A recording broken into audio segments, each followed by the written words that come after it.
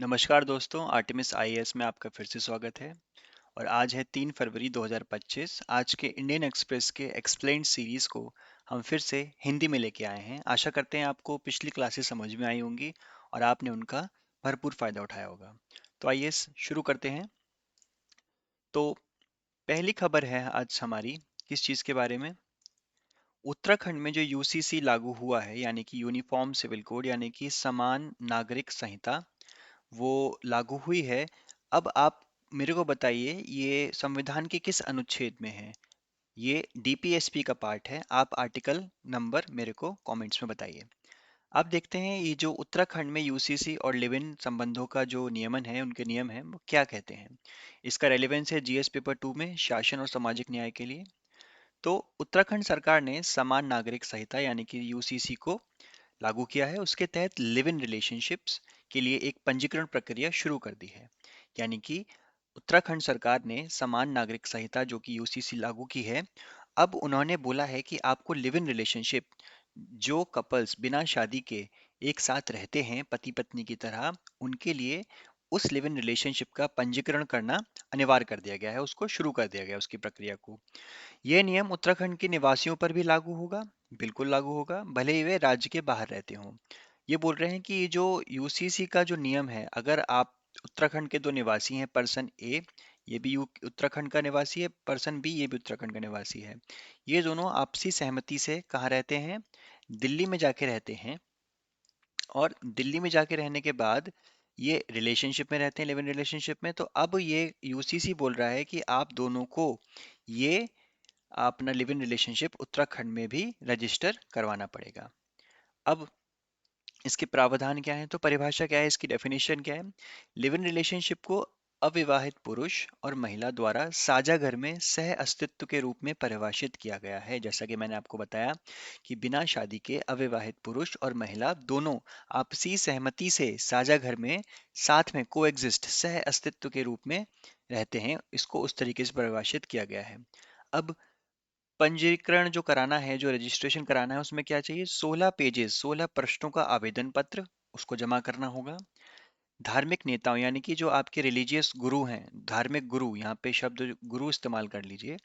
धार्मिक गुरु से विवाह योग्यता का प्रमाण पत्र आवश्यक होगा। यानी कि धार्मिक गुरु बताएंगे कि इन दोनों की विवाह हो सकती है या नहीं हो सकती। अगर उन दोनों का विवाह हो सकता है, तभी वह लिव इन रिलेशनशिप में रह सकते हैं और तभी उसका पंजीकरण किया जा सकता है। और व्यक्तिगत विवरण और पहचान दस्तावेज देने होंगे। अपना आधार कार्ड, अपना पैन कार्ड, राशन कार्ड, जो भी आपकी आइडेंटिटी प्रूफ है, आपको वह जमा कराना होगा। अब लिव इन रिलेशनशिप को अगर आपको समाप्त करना है, यानी कि आपको एक तरीके का तलाक लेना है, यानी कि एक तरीके का आपको डाइवोर्स लेना है अगर, तो उसको लिए आपको एक आधिकारिक घोषणा देनी होगी। यानी कि आपको फॉर्मल एक अनाउंसमेंट करना होगा, आधिकारिक घोषणा देनी होगी कि अब हम अपना रिलेशनशिप खत्म कर रहे हैं। अब अगर आपने ऐसा नहीं किया तो इस पर दंड पड़ेगा। पंजीकरण ना करवाने पर जुर्माना और कानूनी कार्यवाही भी हो सकती है। अब ये नियम क्यों लाए गए हैं? तो पहला तो है फर्जी दावों को रोकना। आजकल जैसे कि आपने देखा है कि रेप के केसेस काफ़ी ज़्यादा आ रहे हैं और वे झूठे रेप केसेस होते हैं। जब मैं नहीं बोल रहा, ऐसा कोर्ट बोल रही है। ऐसा बाद में पाया गया है कि जो पुरुष होता है, उसको अक्यूज्ड को छोड़ दिया जाता है, उसको कन्विक्ट नहीं किया जा सकता, उसको बाइज्जत बरी कर दिया जाता है कोर्ट द्वारा लंबे टाइम के बाद। तो इसीलिए फर्जी दावों को रोकने के लिए इसका पंजीकरण अनिवार्य करा गया है। लिव इन संबंधों में व्यक्तियों के अधिकारों की रक्षा करी गई है कि जैसे मैंने आपको बताया, इसको जोड़ के रखिए इसको, कि अगर शादी का वादा किया था, शादी नहीं की तो रेप का केस लगा दिया। लड़कियों के ऊपर अगर कुछ करा है तो उसके बारे में, अगर आपने लिव इन रिलेशनशिप को अगर आपने क्या बोलते हैं, रजिस्ट्रेशन करा है, पंजीकरण करा है, तो आपके अधिकारों की रक्षा हो सकती है। संपत्ति, उत्तराधिकार और अभिरक्षा विवादों में स्पष्टता प्रदान करता है। यानी कि आपकी प्रॉपर्टी डिस्प्यूट्स हो गए, इनहेरिटेंस हो गई, उत्तराधिकार और अभिरक्षा, यानी कि आपका गार्जियनशिप हो गई। आप बच्चे अगर उसके मतलब बच्चे होते हैं वो लेजिटिमेट, यानी कि वह लेजिटिमेट बच्चे होंगे। यानी कि क्या होता है, उसको हिंदी में हम बोलते हैं कि वे जो बच्चे होंगे उनको वैध माना जाएगा। यूसीसी के व्यापक कार्यान्वयन का हिस्सा है ये, इसीलिए इसको इन नियम को लाया गया है। अब इसकी चुनौतियां क्या हैं और आलोचना क्या है? तो भाई आपकी प्रिवेसी जो है, गोपनीयता का उल्लंघन करता है। लिव इन रिलेशनशिप में इंडिया में लोग इसीलिए रहते हैं क्योंकि उनके घर वालों को भी नहीं मालूम होता ये रियलिटी है। अब गोपनीयता के को बचाने के लिए वो रख रहे हैं, अब सोचेंगे इससे अच्छा शादी ही कर लें। ये मैं आपको सिर्फ बता रहा हूँ, ये लॉ नहीं, मैं सिर्फ आपको इसका एक इसकी आलोचना कर रहा हूँ, मैं बता रहा हूँ आपको कि गोपनीयता की इसमें उल्लंघनता होगी, यानी कि अनिवार्य जो पंजीकरण होगा व्यक्तिगत स्वतंत्रता यानी कि पर्सनल लिबर्टी के में हस्तक्षेप माना जा सकता है। और प्रशासनिक जटिलताएं होंगी, लंबी प्रक्रिया होगी और उसका अनुपालन कराना काफी मुश्किल हो सकता है। अब इसका संभावित दुरुपयोग भी हो सकता है। महिलाओं और कमजोर वर्गों पर दबाव डाला जा सकता है, यानी कि इसमें क्या होगा, घूसखोरी चलेगी और प्रिवेसी लीक होगी लोगों के बारे में, स्टिग्मेटाइज करेंगे लोगों को, यानी कि उनको क्वेश्चन किया जाएगा कि आप कैसे हो कैसे नहीं हो, आप मॉरल पुलिसिंग की जाएगी, राइट। संवैधानिकता पर सवाल उठेगा कि आर्टिकल जो 14 है यानी कि इक्वालिटी का जो राइट है, समानता का अधिकार, और आर्टिकल 21 यानी कि जीने के अधिकार के तहत सुप्रीम कोर्ट में इसको चुनौती दी जा सकती है। अब मुख्य परीक्षा के हिसाब से इसकी प्रासंगिकता क्या है, तो भाई शासन में निजी कानून सुधारों में यूसीसी की भूमिका बहुत इंपॉर्टेंट है इस साल के लिए। सामाजिक मुद्दे, रिलेशन लिव इन रिलेशनशिप की कानूनी स्थिति, इस पे सवाल आ सकता है। इसकी नैतिकता पे जीएस पेपर 4 में इस पे सवाल आ सकता है आपका, कि राज्य के हस्तक्षेप और व्यक्तिगत स्वतंत्रता में संतुलन कैसे बनाया जा सके। अब देखते हैं अवैध प्रवासन यानी कि जो इलीगल इमिग्रेशन है उस पे, उसके मुद्दे को लेकर हम बात करते हैं। जीएस पेपर 2 में ये अंतर्राष्ट्रीय संबंध, जीएस पेपर 3 में आंतरिक सुरक्षा का ये पार्ट बन सकता है।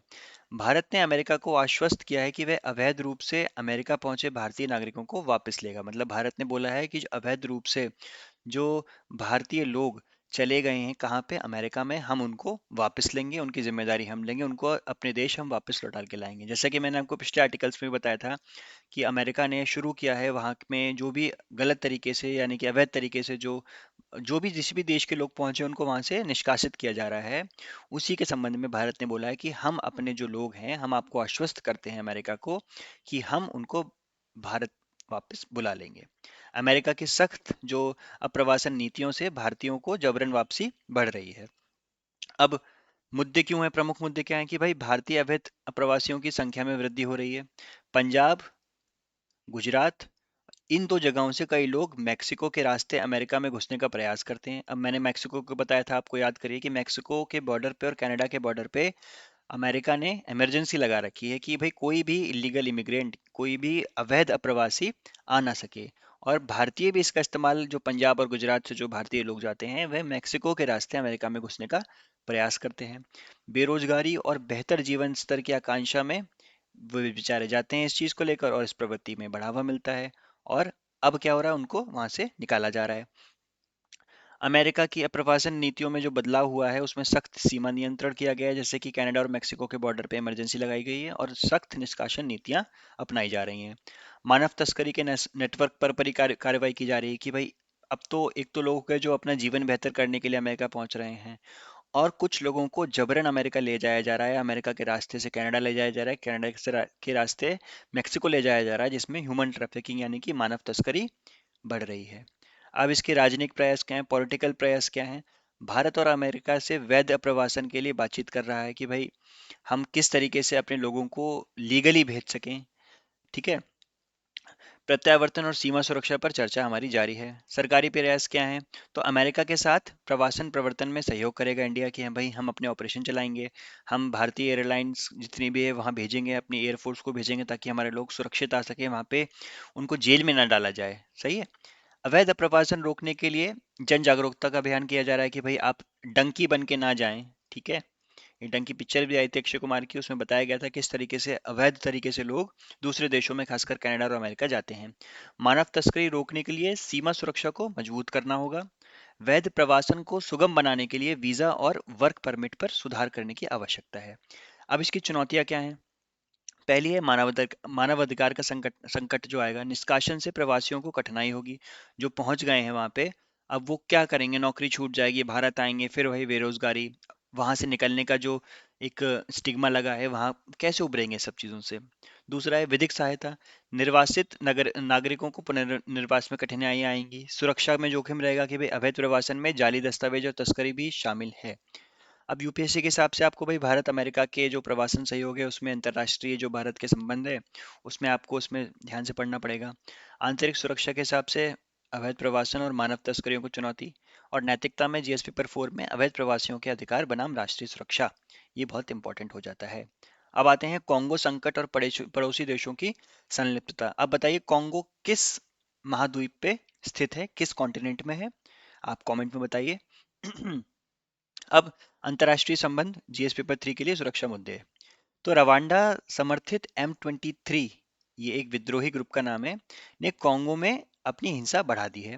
इससे विस्थापन और मानवीय संकट का एक खतरा आ गया है। तो रवांडा में M23 विद्रोही हैं, ये ग्रुप है विद्रोहियों का, जिन्होंने कॉन्गो में अपनी हिंसा को बढ़ा दिया है।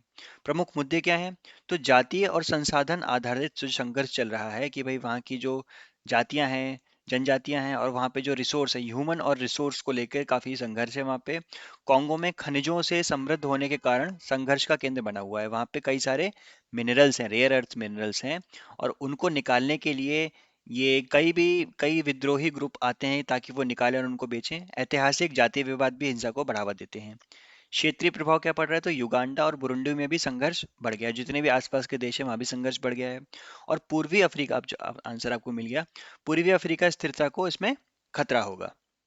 मानवीय संकट क्या है कि भाई हजारों लोग यहाँ से विस्थापित होंगे, हजारों लोगों को अपनी जगह छोड़नी पड़ेगी हिंसा के डर से, ठीक है। और पड़ोसी जो देश हैं वहाँ पे शरणार्थियों की संख्या बढ़ जाएगी, और फिर वहाँ पे भी सिविल वॉर जैसी, यानी कि आंतरिक जो सुरक्षा है उसमें भी काफी खतरा देखने को मिलेगा। अंतर्राष्ट्रीय प्रक्रिया क्या है? तो संयुक्त राष्ट्र और अफ्रीकी संघ समाधान की कोशिशों में लगे हुए हैं, कि यानी कि यूनाइटेड नेशंस और अफ्रीकन यूनियन, ये दोनों किस में लगे हुए हैं कि भाई एक समाधान मिले दोनों, मतलब जो M23 ग्रुप है और वहाँ के लोग हैं, आपस में जो भी ग्रुप्स लड़ रहे हैं उनको एक एक कॉमन सिचुएशन पे लाया जाए कि भाई कैसे उनके बीच में एक मीडिएशन कराया जाए, ठीक है। प्रतिबंध और शांतियों पर विचार किया जा रहा है कि भाई कैसे प्रतिबंध लगाए जाए और कैसे शांति लाई जाए अफ्रीका में। भारत की भूमिका क्या है? तो ये भारतीय जो शांति सैनिक हैं, जो हमारे UN के जो पीस कीपिंग फोर्सेस हैं, ठीक है, उसमें भारतीयों का बहुत बड़ा हिस्सा होता है, और वह हम उसमें अपनी अहम भूमिका भी निभा रहे हैं। जो भारत है शांतिपूर्ण समाधान की वकालत करता रहता है हमेशा, जैसे कि आप देखेंगे यूक्रेन और रशिया के वॉर में देखिए आप, ठीक है। आप देख सकते हैं हमारे माननीय प्रधानमंत्री ने यहाँ पे बात की, इसराइल पैलेस्टीन का जो वॉर चल रहा है, ठीक है, वहाँ भी हमारे माननीय प्रधानमंत्री गए, दोनों जगह गए। अब इसी तरीके से अफ्रीकन यूनियन, जो कि भारत की, जब हमारी भारत जो चेयर था हमारा G20 में, तो उसमें अफ्रीकन यूनियन को भी G20 में लिया गया था, राइट। तो इसमें भी आप ध्यान रखें कि भारत कैसे एक विश्व गुरु बनने की अपनी पहल को बना रहा है आगे। तो अफ्रीका की भू राजनीति में देख लीजिएगा आप इसको, अंतर्राष्ट्रीय संबंध में, सुरक्षा मुद्दे में संघर्ष समाधान और अंतर्राष्ट्रीय संबंधों की भूमिका, और नैतिकता में युद्धग्रस्त क्षेत्रों में मानवीय हस्तक्षेप। अब देखते हैं फीडे बनाम फ्री स्टाइल शतरंज विवाद। जो फीडे और फ्री स्टाइल, जो एक चेस खेलने की एक स्टाइल होती है, उसके बीच में एक देखते हैं क्या विवाद चल रहा है। तो विश्व शतरंज महासंघ FIDE और फ्री स्टाइल शतरंज आयोजकों में विवाद चल रहा है। मुद्दे क्या हैं? शासन का विवाद है कि भाई फीडे का दावा है कि अंतर्राष्ट्रीय शतरंज एकमात्र शासी निकाय है, फ्री स्टाइल शतरंज नए नियम लागू करना चाह रहा है। खिलाड़ियों पर क्या प्रभाव पड़ेगा? भाई फीडे टूर्नामेंट से बाहर होने का खतरा हो जाएगा। प्रयोजन और आय पर प्रभाव पड़ेगा, भाई वो कमा रहे हैं, कोई भी अगर गेम खेलता है तो कमाने के लिए ही खेलता है भाई, ठीक है। और वैश्विक शतरंज परिदृश्य में क्या रहेगा भाई? स्वतंत्र लीगों का एक नई नई लीग बन के आएंगी, ठीक है। और नए नए, जैसे आपने देखा होगा इंडिया में जब शुरू हुआ था इंडियन प्रीमियर लीग IPL, वो एक नई चीज़ थी। इसी तरीके से परंपरा और नई चीज़ होने की बहस हो जाएगी, भाई पुराने नियम लागू रखें कि नए नियम लाएं। नए नियम लाएंगे तो नई चीज़ें आएंगी, लेकिन नए नियम से कुछ पुराने जो खिलाड़ी हैं वो बाहर निकल जाएंगे, तो एक इसमें काफ़ी एक टसल चल रही है। परिणाम क्या होंगे? तो भाई वैश्विक शतरंज प्रशासन में विभाजन हो जाएगा कि भाई कैसे चलाया जाए चेस को, तो उसमें एक आपसी मतभेद होगा। स्वतंत्र संगठन जो होंगे उनका उदय होगा, जो नए नए एक संगठन बन के आएंगे, और प्रायोजकों की भूमिका बढ़ेगी। UPSC में आप देख सकते हैं खेल प्रशासन की चुनौतियां और खेलों में वैश्विक संस्थानों की भूमिका। और लास्ट में हम देखते हैं कि ये जो हमारे आर्टिकल्स थे, पहला इंग्लिश में था हमारा how the Uttarakhand UCC regulate live in relationship, मैंने आपको समझा दिया है।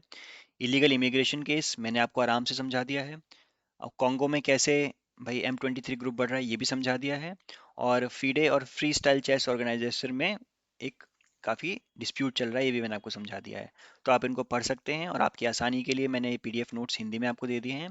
तो अब भाषा आपके लिए कोई एक रुकावट नहीं बनेगी और आपको उम्मीद करता हूँ ये वीडियोस पसंद आ रही होंगी और आप इनका भरपूर फ़ायदा उठाएंगे और अपने नोट्स में इनको ऐड करेंगे। ठीक है? और इस पीडीएफ को पाने के लिए हमारे डिस्क्रिप्शन बॉक्स में नीचे इसका लिंक है, आप इस पीडीएफ को ले सकते हैं, प्रिंट कर सकते हैं, अपने नोट्स में ऐड कर सकते हैं और अपनी यूपीएससी जर्नी को सुगम बना सकते हैं। अगर आपको वीडियो पसंद आई तो प्लीज़ इसे लाइक, शेयर और सब्सक्राइब ज़रूर कीजिए और अपने दोस्तों के साथ भी शेयर कीजिए कि हिंदी में भी इंडियन एक्सप्रेस और द हिंदू की एनालिसिस चल रही है। और प्लीज़ इसको देखिए, जो एक्सप्लेन सीरीज होती है ये बहुत ही इंपॉर्टेंट होती है यूपीएससी एग्जाम के लिए या किसी भी एग्जाम के लिए, क्योंकि इसमें मुद्दे को बहुत डीपली समझाया जाता है और ये आपको काफ़ी हेल्प करेगा। चलिए, मिलते हैं नेक्स्ट वीडियो में, तब तक के लिए धन्यवाद। Thank you so much.